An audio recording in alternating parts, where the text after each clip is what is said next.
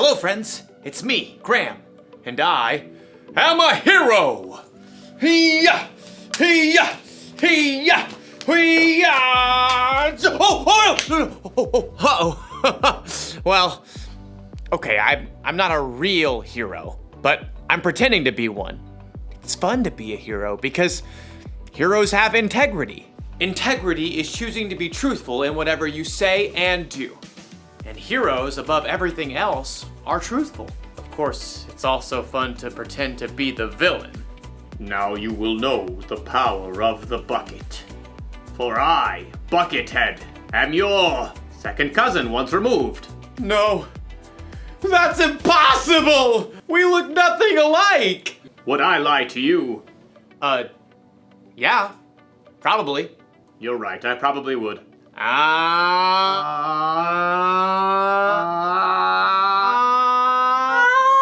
The good thing about pretending to be the bad guy is that I can stop pretending anytime I want.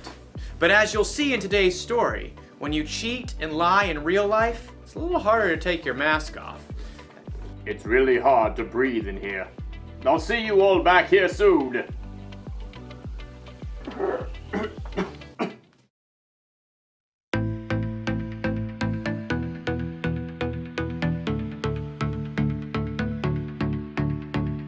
Everything you do is beautiful. Oh, all that you have made is wonderful.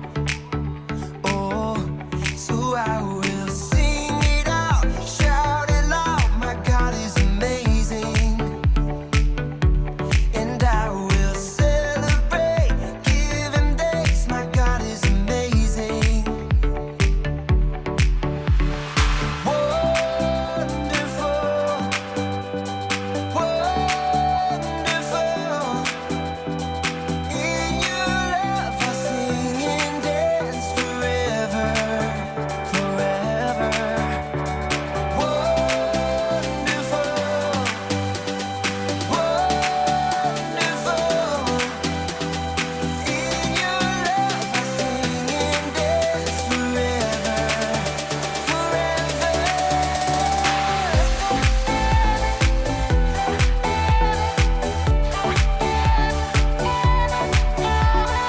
Everything you do is true and perfect. Oh, we give you all our praise, yeah, you deserve it. Oh, so I will sing it out, shout it loud. My God is amazing,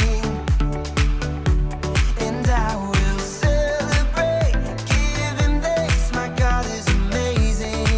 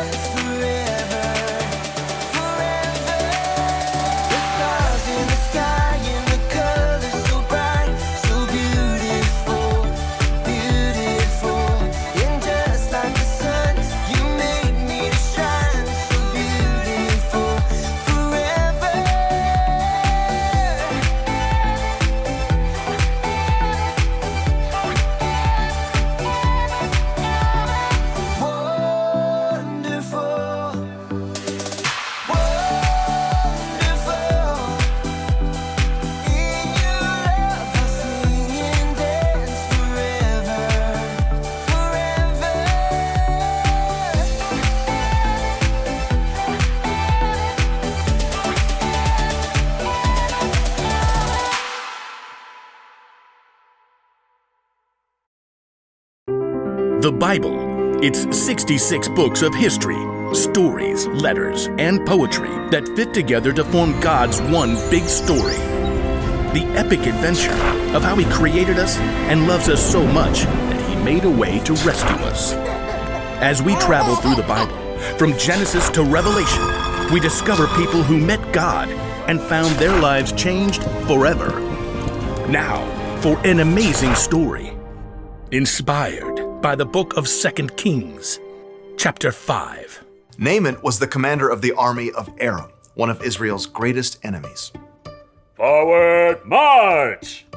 Though Naaman was a wealthy man, he had one problem that no doctor could solve. He had a terrible skin disease. Make it go away. Then Naaman heard news of a prophet in Israel, Elisha, who might be able to help. But instead of going straight to Elijah, Naaman took rich gifts to the king of Israel, along with a letter from the king of his own land explaining how important he was. The king of Israel frowned as he read the letter from his enemy, the king of Aram. I am sending my servant Naaman to you with this letter. I want you to heal him of his skin disease. What? No! I'm not God. Your king is trying to pick a fight with me. But I just Not want... listening, not listening. La la la la la. The king of Israel made such a fuss that Elisha heard the news and sent a messenger. It was probably his trusted servant, Gehazi. I'm a good guy. Trust me. Gehazi took Elisha's message to the king. Elisha says tell the man to come to me. Gehazi raced back home to help Elisha prepare for the important visitor. And sure enough, the king of Israel sent Naaman straight to their doorstep. Gehazi peeked out the window. Look how low the chariot is riding. What's in the back? Embroidered robes and bags of something? Gehazi? Hurry up.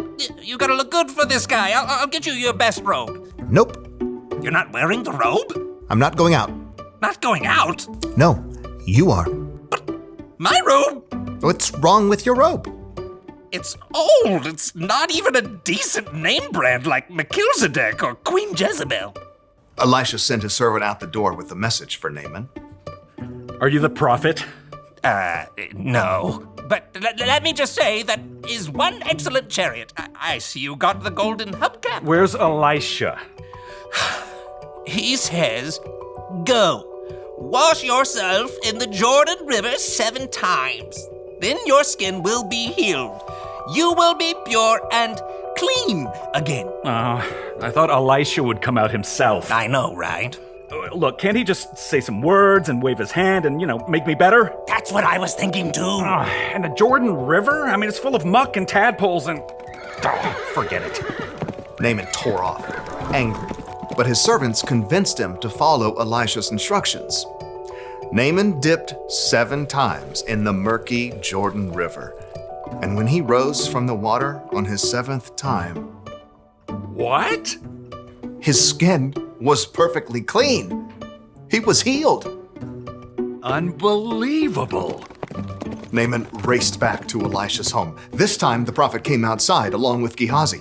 Naaman marveled at his unmarked arms and hands. Now I know that there is no God anywhere except in Israel. Please take a gift from me. Gehazi inched closer to the chariot. He could see the richly colored robes hanging over the bags of gold and silver. Is that a genuine Melchizedek robe? Uh-huh, the real deal. Just have your servants unload around back and I'll... Nope. I serve the Lord. You can be sure that he lives. And you can be just as sure that I won't accept a gift from you. What? Please, I'm begging you. He's begging you, Elisha. But Elisha still refused to take a single coin from Naaman and send him away in peace. Elisha went back inside, leaving Gehazi speechless on the doorstep. What? No. Seriously? Gehazi could still see the dust kicked up by the horse's hooves. Elijah should have taken something. If he didn't want it, he could have just given it to me. With that, Gehazi took off running down the road. His arms pumped and his sandals flapped as he crested the hill and came up alongside the chariot. Naaman pulled it to a halt. Is everything all right? It's fine. My master sent me to say that 2 young prophets have come to visit. Yeah, that's it. Please give them 75 pounds of silver and 2 sets of clothes. Oh, of course. Take twice as much. Naaman's servants carried the heavy bags of silver and clothing back up the road, but as they approached Elisha's house, Hey, thanks. I got it from here.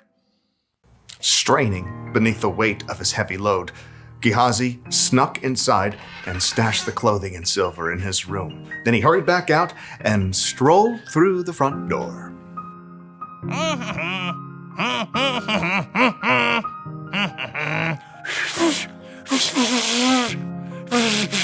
Can't whistle. Elisha studied him with sharp eyes. Where have you been? Who? Me? I didn't go anywhere. Didn't my spirit go with you? I know Naaman greeted you. I know you took money and clothes. I was just being nice to the horses, making their load lighter. You and your family after you will have Naaman's skin disease. Then I can't wear my new robes. Sure enough, Gehazi's skin was soon covered with sores, just like Naaman's was. Gehazi's lie had won him some new clothes, but it had cost him Elisha's trust and a full and healthy life.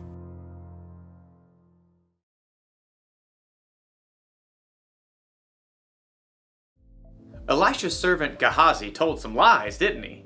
He lied to himself, saying he needed more stuff than he already had. He lied to Naaman to get the stuff. Then he lied to Elisha about all of it. Maybe Gehazi wasn't a bad guy, but would you be able to trust somebody like that? Never! What if someone lied to you? What if they said they were going to keep a secret, but they let it slip out? Or if they said they'd do one thing, but then did something else instead? Do you still trust them? Oh no! It's harder to trust people after they've let you down, right? Correct! It works the same way when we're the ones who tell the lie or don't do what we say we'll do. It can make us come across as the villain. So here's the one very important thing to remember. When you're not truthful, you lose trust. When you are truthful, you're the hero! And if you need even more evidence that being truthful is the way to go, look to Jesus. He always did exactly what he said he would do. He can be trusted no matter what. That's what I want to be. What do you say, Buckethead? Will you turn from your villainous ways? Do I get to keep the bucket? Sure. It's a deal! Great! Go be heroes, everyone. Bye. Hey, Buckethead, how do you feel about tacos?